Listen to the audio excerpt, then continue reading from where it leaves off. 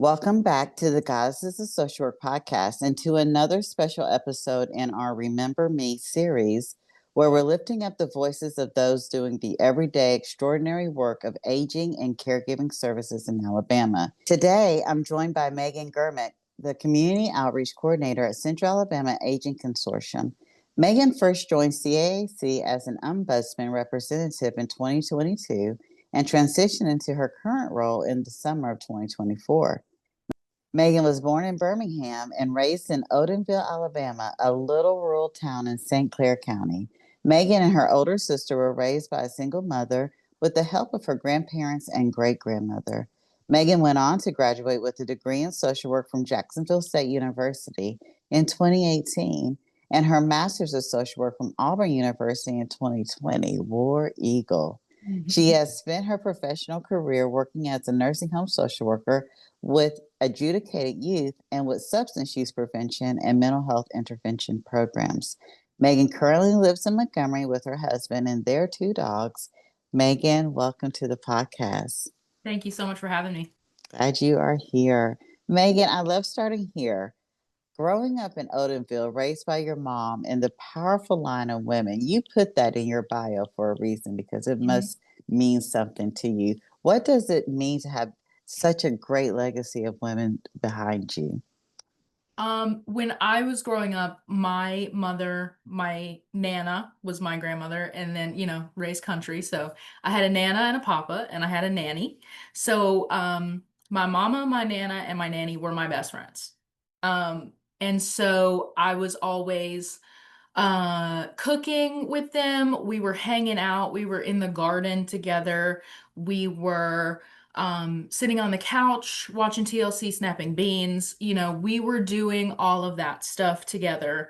And I was raised by this group of women um, to be as strong and independent as I can be.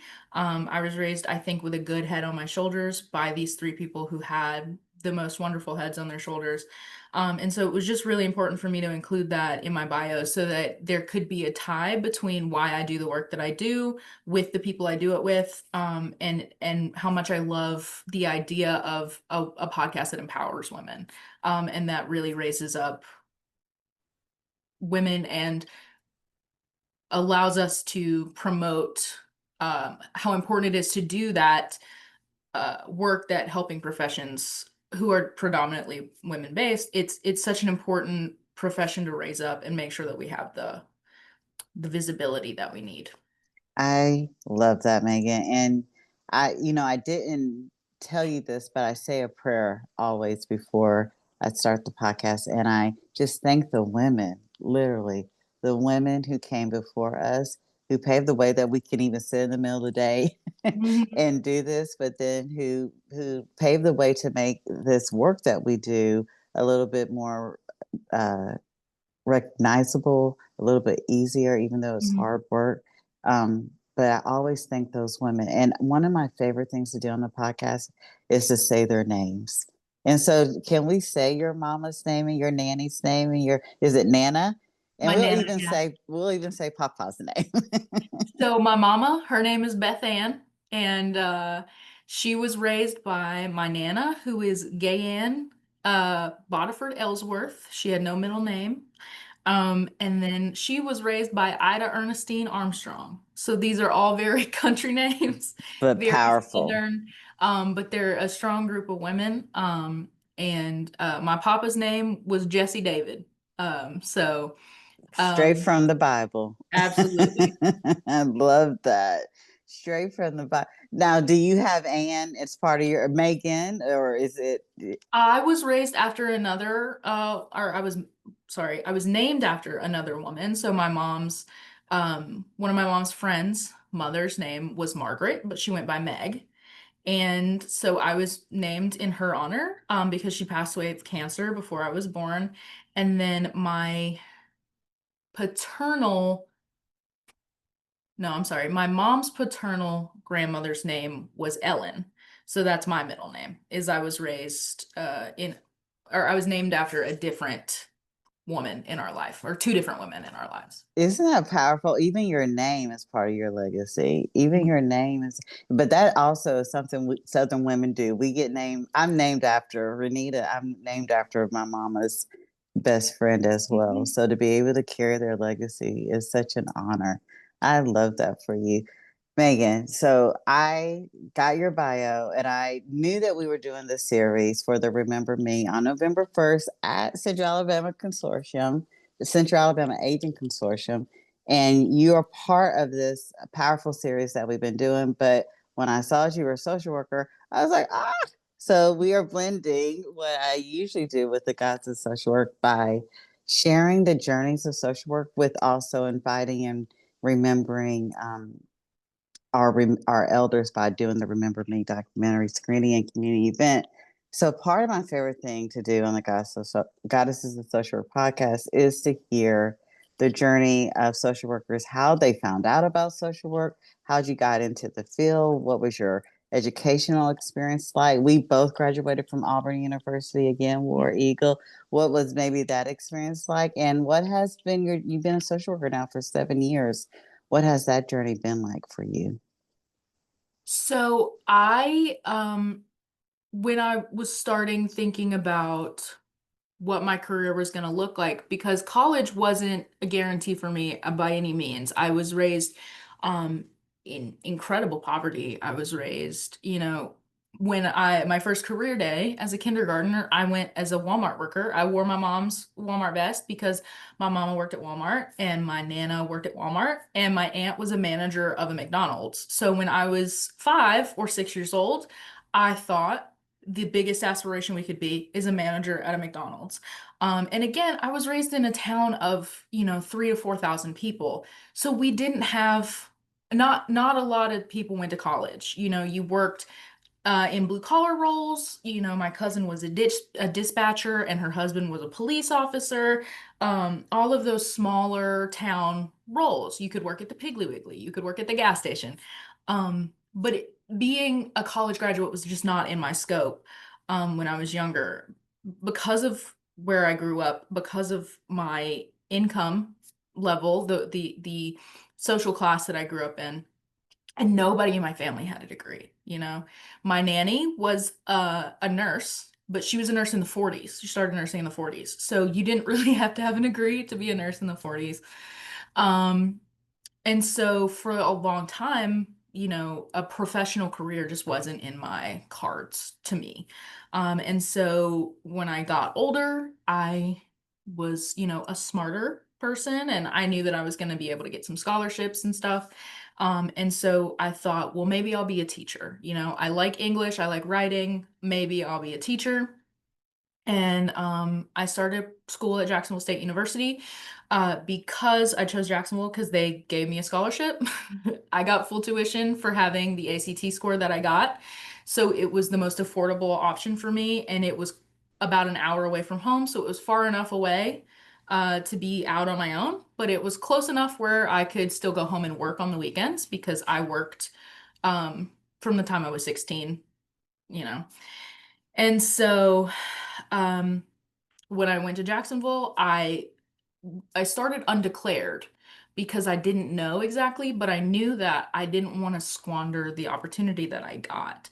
So I started undeclared and I got through all of those core classes that you have to have, your Englishes, your sciences, your histories, your maths. And I got about 3 semesters in, and the academic advisor I had was like, "Hey, you can't do this forever. Like, you're gonna have to pick something." Um, and I had been thinking like, well, what can I do? Right? What's something that speaks to me? And so I'm a quotes person, so I'm gonna use some quotes here that sort of shaped my decision making. So the first one is in the movie Schindler's List. There, at the end of the movie, the Jewish people present Oscar Schindler with a ring, and it engraved in this ring says, "He who has saved one life has saved the world entire." And that was impactful for me. I don't know, I watched that movie in the 11th grade, and my 16, 17-year-old brain kind of absorbed that. And I thought, well, if I can impact change on one person, then I will be a positive influence in the world, right? The second quote is from my favorite band. They're called the Avett Brothers. And they have a song called Salvation Song. And the last line of that song is, "We came to break the bad, we came to cheer the sad, we came to leave behind the world a better way." And so I'm a big believer in leaving the world better than you found it, leaving anything better than you found it. You know, if you see trash, pick it up and you've made a positive impact. If you see somebody having a bad day, do your best to try to cheer them up. Any positive impact we can make in the world, I think, does change the world a little bit. And so, I just on a whim, decided let me take an intro to social work course. I took the intro to social work course. I thought it was I thought it was awesome. I liked the professors at Jacksonville, and I also liked that all the classes were in one building on one floor, and I liked that they didn't have class on Fridays. Hey, I'm a simple girl, you know? So that's how I got started in social work. Um, and I think that Jacksonville State, I started taking social work classes probably in early 2016, maybe. And I think I had some of the greatest and most awesome professors in the world. I still, to this day, will recommend anybody to go to Jacksonville State. It's a beautiful campus. It's smaller, so you don't have to like think that much about where you're going. Most of the classes, if you're in one major, they're all in one building. And it's just a cute little small town, and there's not a ton going on there. And I still think that Jacksonville is the friendliest campus in the South, is what they call it. And I do think that. Um, and so when I graduated in 2018, the whole time I had been in social work, most everybody around me had a passion. What is your passion? Your passion population is what they would ask you in school. And I never had one. I knew that I had an oh no no, which was I don't want to work with kids. I don't want to do child social work. And um, just personally, my family had some we were currently going through a problem with the child welfare system. We were currently dealing and navigating the child welfare system. And I was like, that is the one thing that I'm not gonna do. But I'll do anything else. So my internship for my bachelor's degree, we did 450 hours or however many it is. Um, and I worked in a nursing home. I was a nursing home social worker. And so I was hanging out with my friends all day. They would come into the office and we would hang out. I helped a resident roll his cigarettes. I helped them find, I would go get their lunch for them. I would sit and talk to them. I helped them fold their laundry. I just got to hang out with my friends all day. And if they had a problem and it came to me, then I could solve it. And so I also knew from growing up with my grandparents and hanging out with them all the time, I love elderly people. I love old people. That's just, those are my friends. And so, but I learned in my internship that nursing homes aren't just little old people, right? They're not like little elderly people sitting there crocheting and reading books and doing crosswords. There are 40, 50, 6-year-olds in nursing homes. There are adults with developmental delays. There are um, my favorite resident I ever had was a 33-year-old woman. She had a debilitating form of cerebral palsy. She couldn't hear well. Her speech was so disjointed and slurred that nobody could understand her, but I took it upon myself and I said, I am going to understand her. And so she was my girl, anytime she needed something, I was the person they called to fix it. And her problems were so small to everybody else, right? It was a lost hairbrush, or it was she can't find the shirt that she wants to wear, or it was, her mail didn't come right, or it was her phone wasn't working. But I learned that people who have very little, their problems mean so much more to them, right? When you have nothing and the one thing that you have doesn't work, that is going to be a big problem for you. So I learned a lot of lessons um, in that time of me being an intern, and then that social worker there left. So I ended up kind of bridging the gap for her into the next person. Um, And when I had to leave that job, I left because I was moving, not because I really wanted to move. It was so hard to leave them because I felt like they were my friends. I felt like they were my family, not in a weird cohabitation social worker way, but like I was like these are my people. And if I'm not here to fix her phone, nobody else is going to do it, right? So, leaving there was really difficult, but I left to move to Montgomery with the purpose of number one, my boyfriend moved, so I moved. And then number two, Auburn is a 45-minute drive from Montgomery, and they had just started their Masters of Social Work program, and they were going through the accreditation process. And by the time I finished, it would be accredited, and then I would have my master's. So I had about a 9-month gap between graduating with my bachelor's and starting my master's. I did an advanced standing program at Auburn, and I picked Auburn because it was close and because um, I didn't want to do an online program. I knew that I didn't want to do online. I knew that that wouldn't be helpful for me. Um, and so I started in Auburn at August of 2019. And I met, a wonderful group of people. The professors there were awesome. I learned a lot. And then we all know what happened in March of 2020. So I ended up doing it online anyway. Um, but I graduated in August of 2020, so it took me just about a year. I was able through Auburn to get an assistantship, so my degree was paid for, so I didn't have to worry about getting extra debt.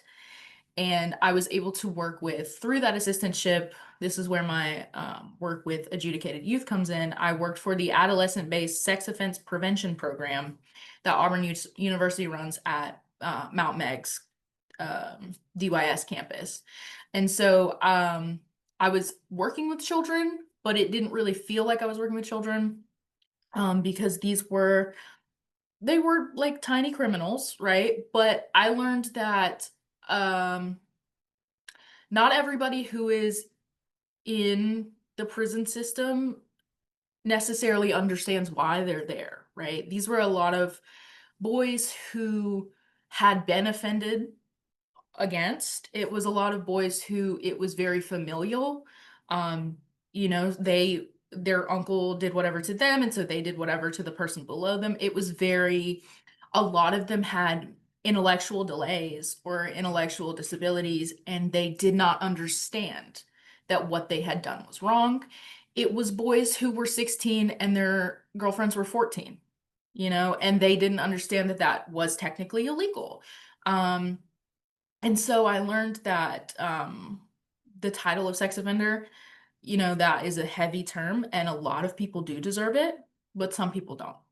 And so that was quite an eye-opening experience for me, especially just working with the prison system.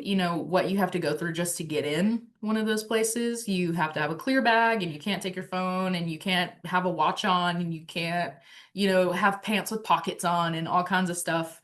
And so that taught me a lot. And after I graduated, um, my master's internship was with a substance abuse prevention program who had, or they had several it's a nonprofit, works with grants. And so through that job, I learned a lot about grant work. I learned a lot about what it means to walk out what you've agreed to, or what your agency has agreed to with the federal government, and what it means when you don't reach those goals, and what it means when you have to pivot.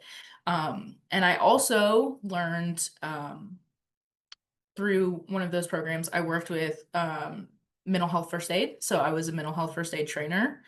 Um, and so that was where I got to sort of stretch and grow my presentation skills. I got to um, engage a lot more with communities and a lot more with professionals, and I got to experience what it's like to kind of speak publicly and what that looks like. Um, and that agency taught me a lot uh, of good things and a lot of bad things. Um, and then that agency, one of the grants ended. So a grant I was working on ended. And the nature of grant work is you got to do something else. And I was moved into a different program in the agency and I didn't like it. I did not understand why I was doing what I was doing. I did not like to do what I was doing. And there was a lot of inconsistency in the leadership.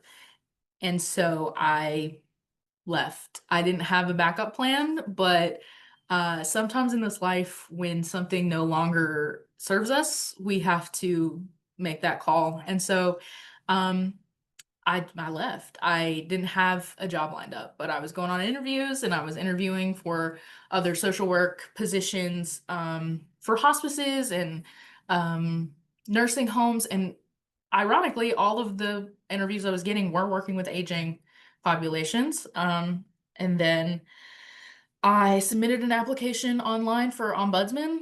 It just popped up, and I said, "Hey, I know what that word means." Because when I was working in the nursing home, we had an ombudsman. I was like, I know what that word means. It's with a company I've never heard of and never seen before, but I'm going to apply for it. And then our HR director called me and we had an interview. I had an interview with our previous executive director and the HR representative, and they liked me and they hired me. And now I'm here. Um, so my social work career has been storied.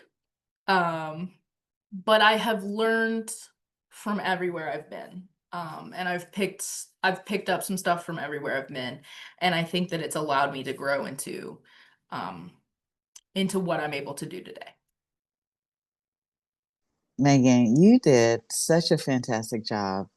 And I love how you use your social work journey has been storied because Mhm. you did an amazing job of telling us that story. It was Thank you. great. I want to go back to something because I'm always curious, especially one, congratulations to you for Thank you. being one of the first people in your family to be able to go to college and the support you must have felt. I'm just thinking about even just secure attachment. I'm thinking attachment style that you felt comfortable enough to leave your small town and everything you've known and what you thought you knew would happen to your life to go off. This again, going back to your mother and your grandparents and your great grandmother being able to give you that steady, safe foundation. But because you were like on your own, familial wise, going to college, how did you know? Because when I got my BSW from Auburn, and I thought that was it. That's all I needed to do. And in fact, my mother, who did go to college, she was like, when I told her I was getting my master's, she's like, why are you doing that? She was so confused. Like, why are you doing that? So I'm always curious, like, how did you know, especially as a person who wasn't raised in a family that was college educated, how did you know why and that you needed to get your MSW? I think the foundation was really laid at Jacksonville State. A lot Mm-hmm. of those professors were encouraging all of us, like, hey, in the way that the field is changing right now, you can be successful with a BSW, but if you want to make more than $30,000 a year, and if you want to be able to grow and be more than, a case manager at DHR, or, if you want to do more than an entry level position, you kind of have to get a higher education in the field of social work. I also at that time thought that maybe I wanted to be a counselor. And I thought I wanted to be a therapist. And I knew that I could get a counseling degree and I could, go on to be an LPC or whatever. But number one, if I got an MSW, it would be faster. And number two, I think that MSWs are very versatile degrees to have. Because if you get a degree in counseling, you've pigeonholed yourself into being a counselor. But if you get an MSW, you can become an LMSW, you can be an LICSW, you can get your private practice, you can do whatever you want.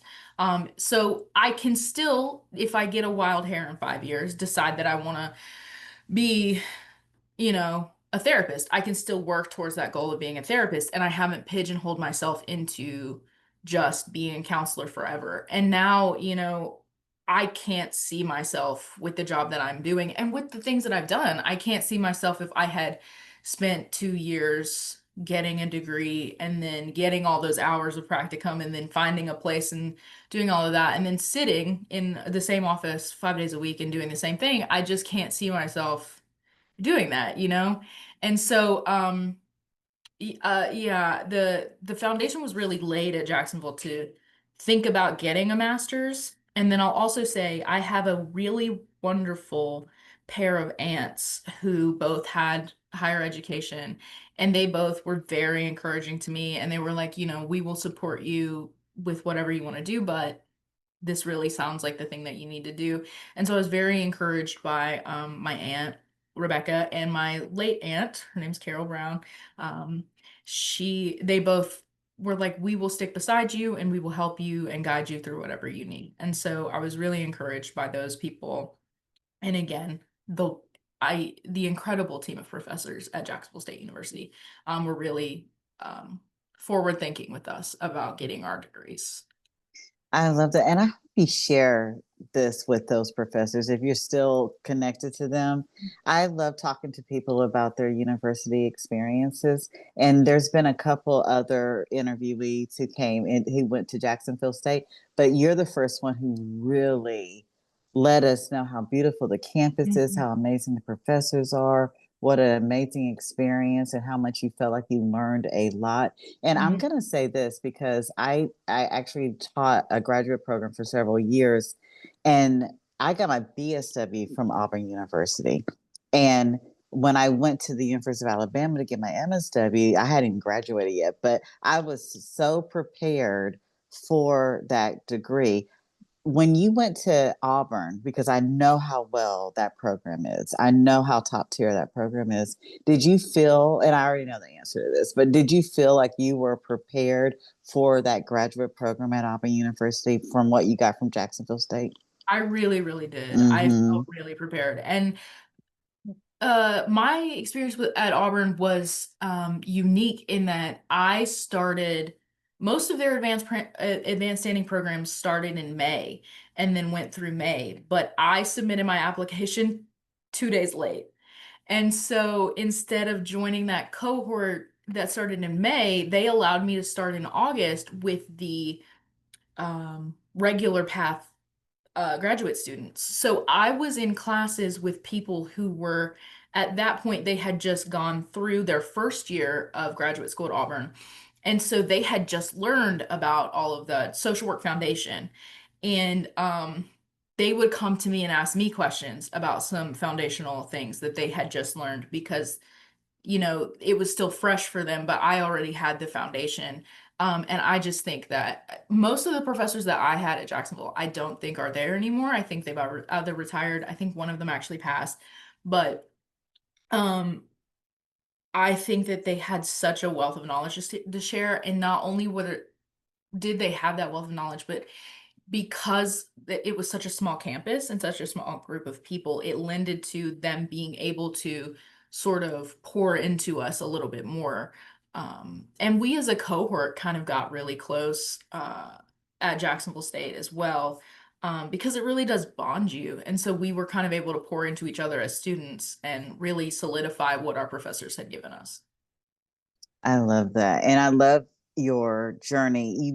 You have done so many different things, and I'll say some of those things again in a minute, but the fact that you did nursing home work, the fact that you worked one-on-one with some of the tougher clients with the sex offenders, and then you even did grant work. Mhm. A lot of people, one of the things that happened to me, one of the parts of my social work journey is in 2008, 2009, my grant didn't get renewed. And I was like, oh, that really happens, Mhm. and being able to get it, to really learn that your grant and your salary is tied to this money. So you need to pay attention to Yeah. what money is coming through the agency and how can you make sure that those deliverables are met. But you've done so much in social work over almost decade that you've had your degrees. What has changed? Is there a belief about social work or a value about social work that has changed for you over the years? I think that your worldview kind of has to change, or it kind of has to change because the world that we are in 2025 is not the world I graduated in 2018, right? Um, the the systems that we serve are so much different. The funding sources are different. The ability to get those funds are so much different. And so I will admit I do have quite a cynical view on how things have progressed. I do think it's harder to be a in a helping profession right now. I used to think that like well, I won't say that. I used to be in classes with people or work with people who had that mindset that like everything was rainbows and butterflies and like we can change the world, right? And now I'm in a place where I think that the world has to make some huge changes in order for us down here to be able to really do what we need to do to make some positive changes. But that being said, again, those little things add up. So every time that I introduce some of our programs to people, and they're like, oh, I've never heard of that and I can really benefit from it, I think I am impacting positive change. And as long as I'm able to do that, I will do it. But I just think that like it's so much harder now to get the resources we need and have the backing to do what we need to do, and that's social work across the board, right? I don't think that any version of social work has remained the way that it was, I'll say 5 years ago. The pandemic really shifted a lot of things, and it shifted how we speak to each other, it shifted how we look at each other, it shifted how um it shifted our actions, right? And so I think that society has really changed for the worse for the past few years, and that does make what we do harder. I agree, Megan. I totally agree. And I love that you brought in the programs because one of the things we're going to kind of merge two of the questions I had for you together, but you're doing meso social work, Mhm. letting the community know about these amazing programs at CAC. And one of the things that I know, we talk about micro, which you talk about with the private practicey kind of people and all that, if you want to go the clinical route. And oftentimes I hear a lot about macro social work, right? But sometimes I think meso, that middle child, gets kind of lost, but it is such an important piece of the social work practice. One, what drew you into doing this kind of public facing, community rooted work? And then talk to us about all the different programs at CAC that you share with the community. So in that previous role that I had spoke about where I was I kind of got to train with the mental health first aid trainings. I really caught a bug for being able to share information, because I think that the information that our agency has to share is so important and so vital. And I just got so comfortable talking to people about things that they really didn't ask for and didn't really want to hear about, but I was going to tell them anyway, right? So, those trainings that I was doing, they were being forced upon people. They were, their higher ups were making them take the trainings, or they needed CEUs, or whatever the case was. So they weren't really super invested in what I was saying, but I was still going to say it, and I was going to let people know that what I was saying was important. And so when I started at CAAC as an ombudsman representative, my job didn't have a ton of that forward facing outreach. I was really talking to residents in nursing homes and doing one-on-ones and intervening on their behalf on issues that they had. But another piece of that is we have to do outreach as an ombudsman. And so every time an event came up at the agency and they were like, who wants to go do this?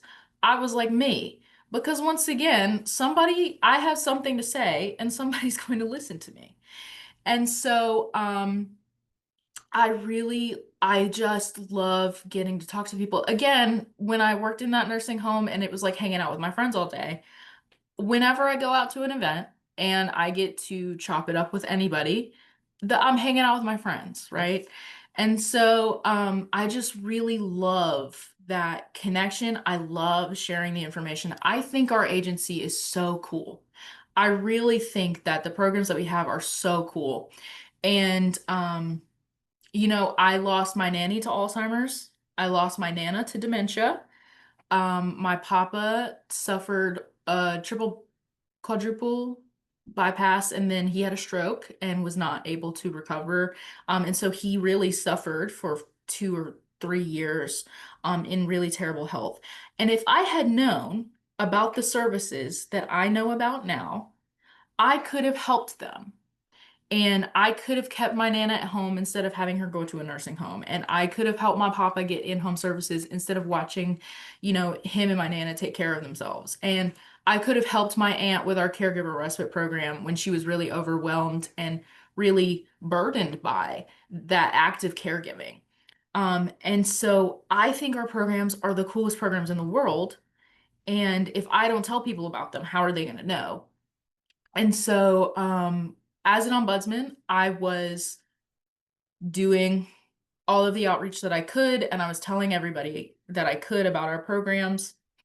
And I became really disenchanted with the work of being an ombudsman just because ombudsmen are advocates for folks who live in nursing homes and assisted living facilities. They are sort of a go-between the resident and the facility.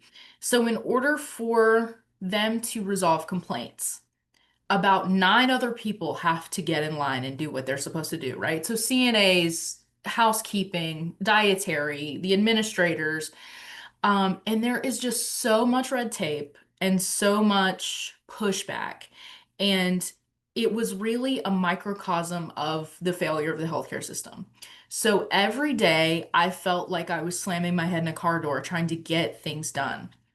My residents were still, happy to see me. They knew that I was there and I was trying my best, and they would, pat my hand and they would be like, "It's okay, darling. We know that you're working on it." And I would be like, "Yeah, but I can't fix it."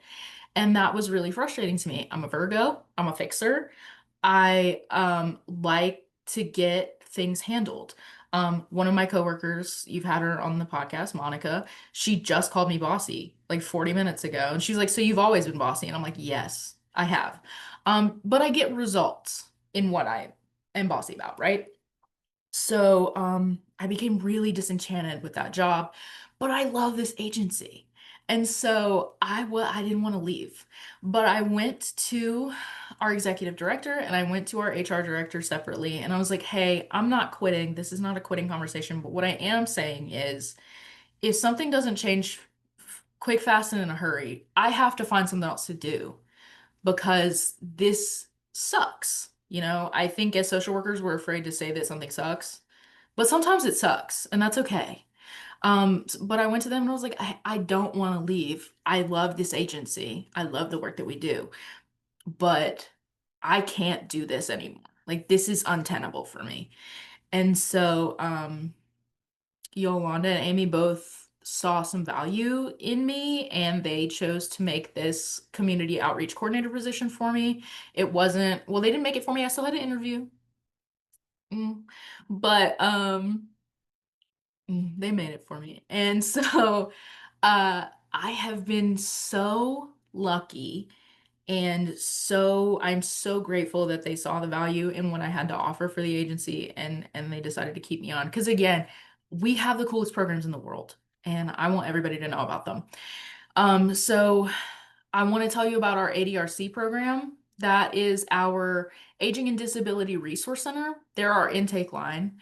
And those gals are kind of our front door to getting into our agency. So if you call our agency, you will get sent to them, and they're going to screen you for all 18 of our programs to make sure that you're getting the right ones. So just because you call for Alabama Cares with Monica doesn't mean you won't also get a senior RX referral, and doesn't mean you won't also get a SHIP referral, and doesn't mean you won't also get a Medicaid waiver referral. You're going to get whatever you need to make sure that you are taken care of.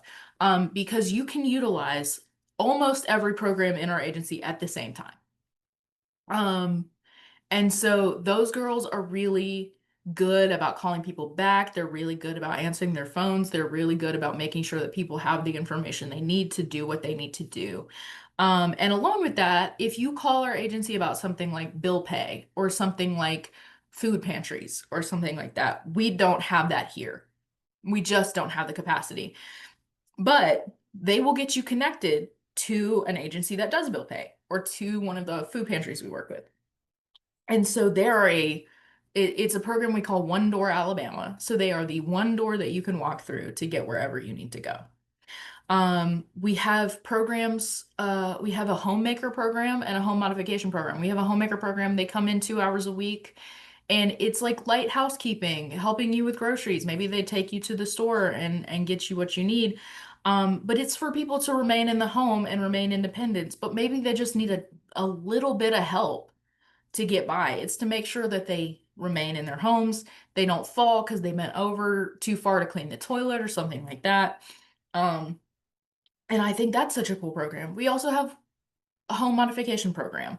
And that helps people, we can build ramps into homes. We can widen doorways for wheelchairs. We can provide shower chairs and grab bars. Again, we want people to maintain their independence and remain in their homes for as long as possible. We don't want to see people in facilities. We don't want to see people in hospitals.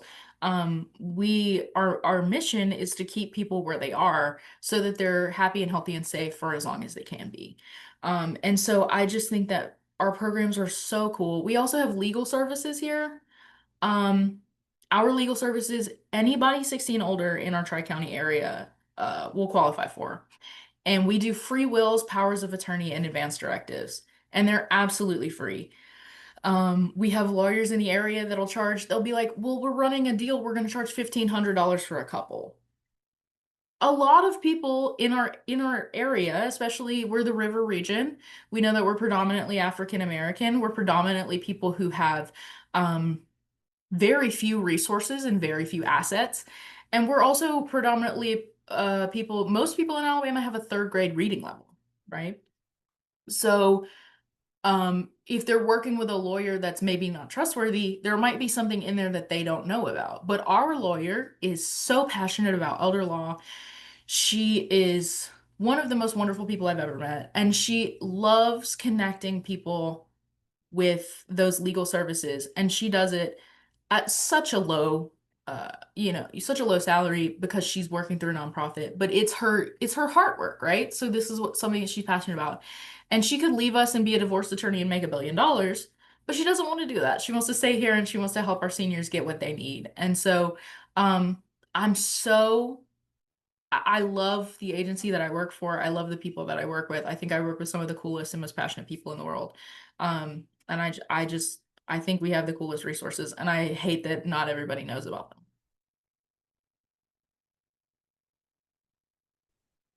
Megan, that was so great. That was so great. You can hear the passion in your voice. And I'm going to attest, I got to meet a lot of the women you work with. They are really passionate about the work they do. And I keep hearing over and over and over. I didn't know that was what we called it, but it's the One Door Alabama. You Mhm. call, and if CAC doesn't have it, they will connect you to the agency or the resource that does. And it's One Door Alabama. Mhm. It truly is One Door Alabama. You did such an amazing, and the whole time you were talking, I was thinking the legacy of women who held you up, they are so proud of you. Mhm. They are so proud of you. You did such a great job. And also, one of the things I heard from maybe one of your colleagues who was on the podcast previously is that a lot of these services women need the home modification, the homemaker, women, the women don't realize, especially those who are elderly, that they can have someone come in and do some light housekeeping to Mhm. help keep them safe. Yeah. They can get a little bit of help with their prescription. I Hmm. had Claire on. She was amazing. Yeah.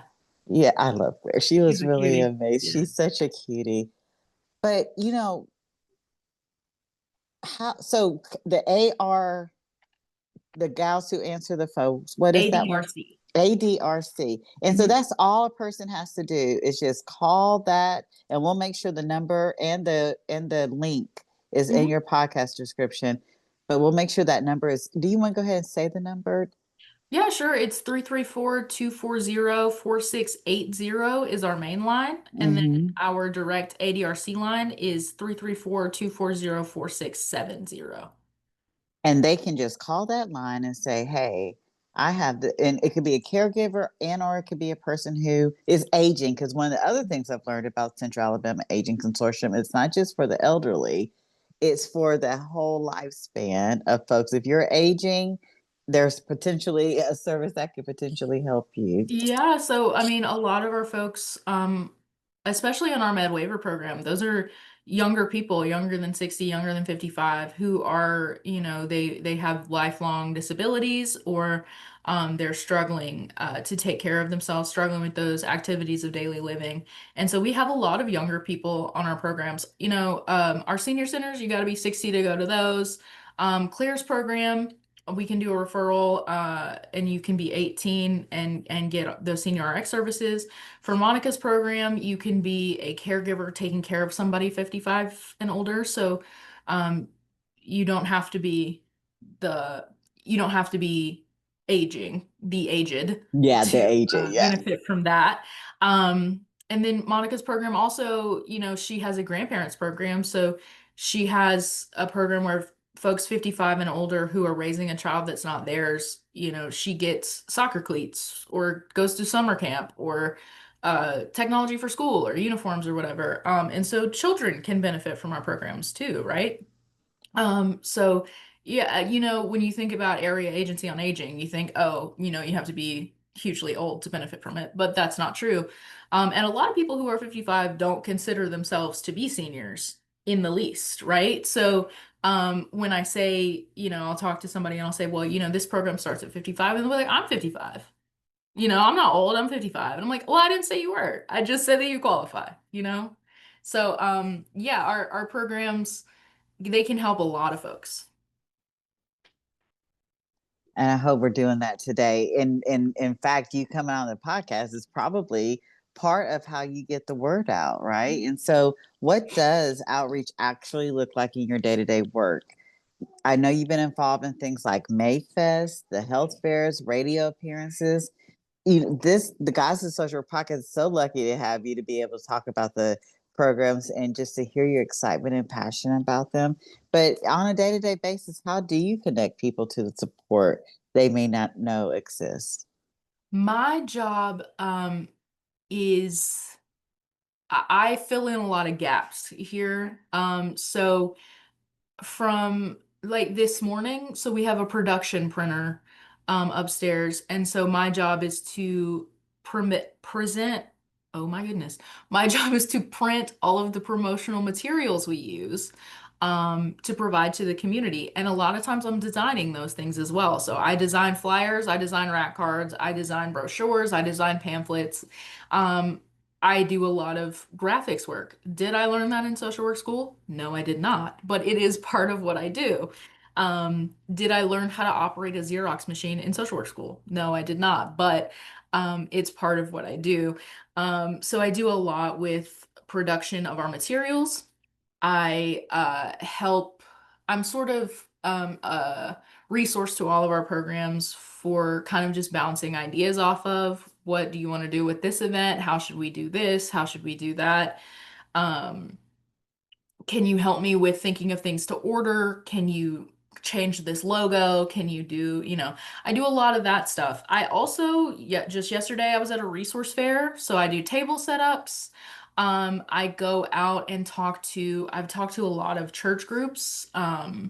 senior groups in churches. I've talked to the NAACP chapter of Montgomery. I've talked to a lot of, smaller groups that are gathered that are mostly seniors, but some people who are younger.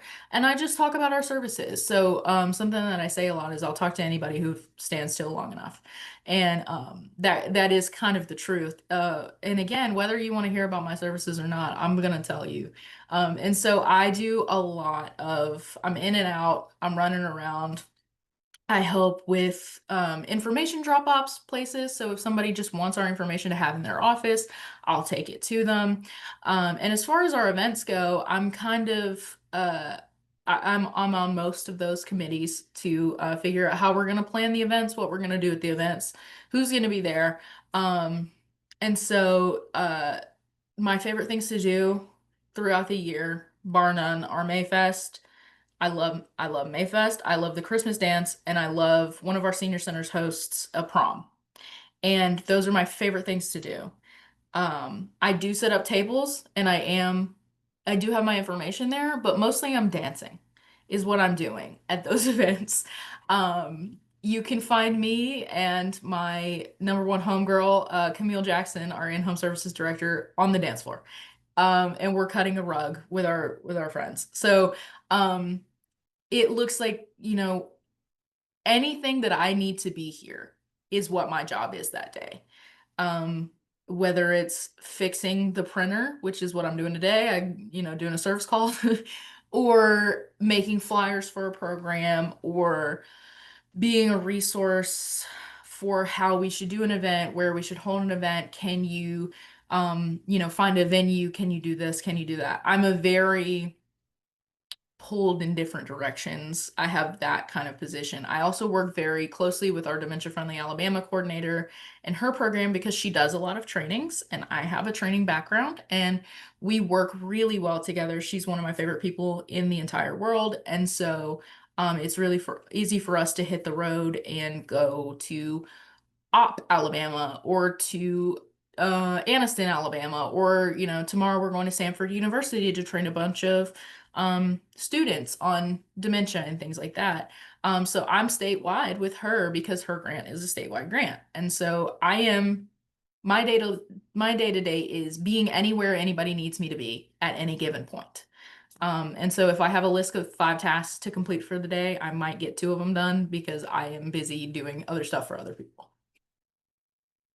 It feels like my day, very Yeah. ADD. Like Yeah. I might have a list, but I'm gonna get 50 other things done as well. Yeah. And you know what I love, and I wanted to circle back around to this is the Guys of Social Work podcast, and a lot of our audience members are social workers. And so one of the things I heard you say is you were getting a little you said disillusioned, I heard burned out about the ombudsman, Mhm. but yet you knew you had the emotional intelligence to know it's not social work, it's not even the agency, it's just this position. Mhm. And then to have the gumption, the courage to be like, I'm not throwing the baby out with the bathwater. I want to stay here. I think I make a huge difference. And your executive director and your HR person being able to figure out your strengths and to create a job around that. Yeah, you had to interview for it, wink, wink. But to be able to know and see your value and hone in on that, what do they say? Chef's kiss. Yeah. Chef's kiss. And one of the things I am learning about the CAC is, I interviewed Melissa with the nutrition program. She had an interview for a whole nother position, and Mhm. she all of just the way that you guys, or the way that that agency is able to use your strengths for good, is what Mhm. makes you so successful. And all we're trying to do is just get the word out. Before we transition to the Remember Me screening, and what you're hoping people are going to get out of that, which we're also going to be having a resource fair that day. Mhm. So, yay. What are there any other programs that we haven't touched that we need to shout out before we move on to that one? We also have we are contracted through Blue Cross Blue Shield of Alabama. We have health coaches who work for us, so they provide sort of extra resources and extra help to Blue Advantage members who are on those Medicare programs. And they're just kind of like an extra resource for people who might find themselves in the hospital more, who might go to the doctor more. And it's kind of a way for Blue Cross to make sure that their members are being taken care of. So our health coaches can help with appointments, they can help with transportation, they make referrals to all of our other different programs. They help with things like rollators or shower chairs or walkers or whatever the people need. And they'll take them to them. You know, they do house calls. They will help them with whatever they need, really. Getting them in touch with food assistance or wherever. And I think our health coaches is a really cool program that we have as well, for those Blue Advantage members who need them. That is awesome. I am in love with the CAC, and I love how they're using the women. And I don't know, I haven't met a man yet, but the women that are working in that agency for their best and highest good, so that the people that you guys serve get the best from you guys as well. So that is awesome. And I feel so blessed that we're going to be able to do our upcoming Remember Me screening and community event at CAC on November 1st. Mhm. And we're going to be educating folks on dementia, not just Alzheimer, but the umbrella term dementia.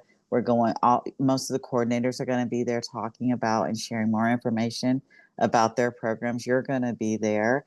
Yay, I'm so excited about that. But what is it that you hope attendees will get from that day?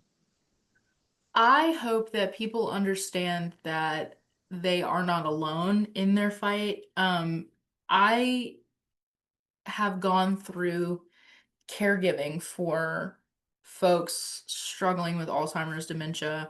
I just lost my grandfather in July. He suffered from vascular dementia.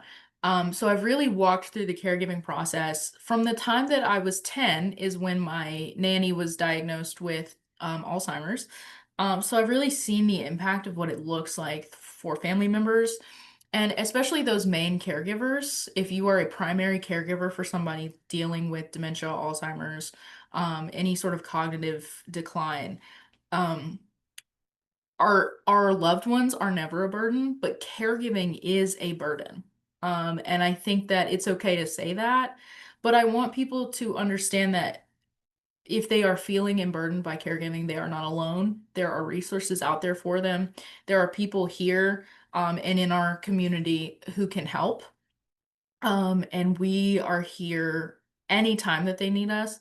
Most people find us in states of panic. Most people come to us when it's already too late. But I want people to know about us before it's too late so that we can help them through those crises and be able to get to the other side of it without any negative impact to themselves. Because caregivers, I think I read a statistic, it was something like they lose 3 years of their life for every 1 year of caregiving. Caregiving is so impactful, on a person's physical and mental health. And so, I just want caregivers to know that there are resources that they can utilize before they get really, really burnt out and really beaten down by it. Yeah. And so come join us on November 1st. It's going to be it's the 50th year anniversary of Mhm. CAC in November as well. It's I know I'm doing the Alzheimer's dementia walk the next weekend, so there's Mhm. something about Alzheimer's and caregiving that month. So come out and get resourced, find out that you can be supported and get some education. And we're going to feed you too. So we're excited Yeah. about that. Yeah. So thank you, Megan, for that. And this was such a great interview. I'm so glad that you said yes, and so glad you were able to share your social work journey and all about the programs at CAC. But I have just one last question.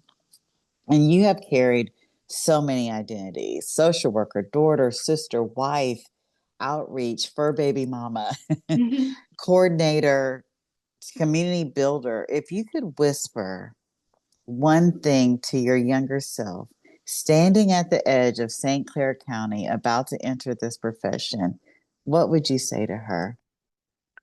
I'm going to go back to a quote. So, Theodore Roosevelt once said that one of the best things that life gives us is, the ability to work hard at work worth doing. And so, if you find work worth doing, work as hard as you can and do as much as you can, and you will feel fulfilled at the end of it. So perfect. So perfect. Thank you, Megan. for showing us what community center outreach really looks like, and for reminding us that systems only work when the people inside them care. I know our listeners will walk away feeling seen, affirmed, and reminded that sometimes the most powerful work is simply making sure people know what's available to them and feel worthy of receiving it. So, for all of you guys listening, you can learn more about Megan's work and the programs at CAAC by the link that I will leave in her podcast description. And if you're near Montgomery, I hope you'll join us for the Remember Me documentary screening and gathering on November 1st at CAAC. And until next time, take care of yourselves and take care of each other. I'm Renita, and this has been the Goddesses of Social Work podcast.